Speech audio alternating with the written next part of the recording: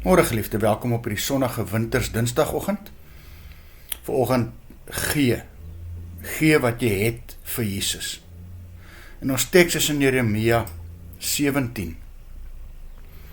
'n Patrys wat eiers uitbroei, wat sy nie gelê het nie. Soos iemand wat rykdom verwerf, maar nie met eerlikheid nie. Teen die helfte van sy dae verlaat dit hom. En aan die einde sal hy 'n dwaas wees. Ons almal ken die storie in Lukas 12 van die ryk dwaas. Baie goed. Hy was 'n boer, hy het enorme oes gehad en hy besluit om groter skure te bou. Dan gaan hy eet en drink en hy gaan vrolik wees. En dan sê die Here vir hom: "Jou dwaas, vannag nog sal jy sterf. En alles wat jy bymekaar gemaak het, wie sal dit kry?" En dan teenoor hom staan 'n ander verhaal in die Bybel, teenoor die oneerlike wins van hierdie boer, die storie van die vrou in Betanië, wat 'n fles met 'n baie kosbare olie geneem het en op Jesus se kop en voete uitgegiet het. Sommige van die disippels het haar wou berispe, gekritiseer en gesê die olie kon vir baie geld verkoop geword het en vir die armes gegee word. En dan laat Jesus vir haar sê in Markus 14, laat haar met rus.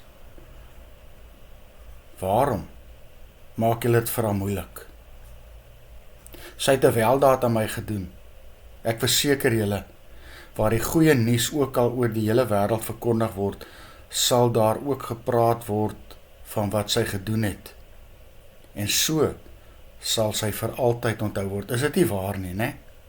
Die vrou het geneem wat sy gehad het en dit vir Jesus gegee.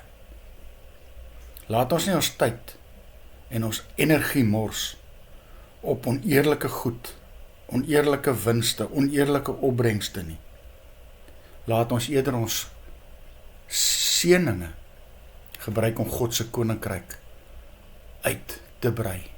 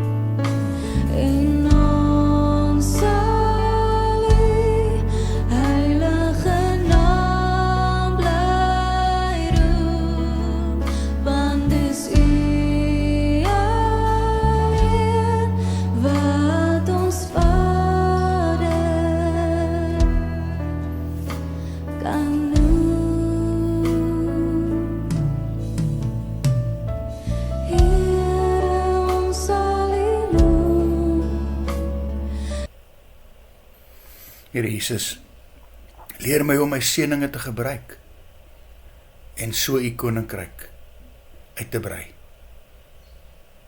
Leer my om vir u te gee wat ek het.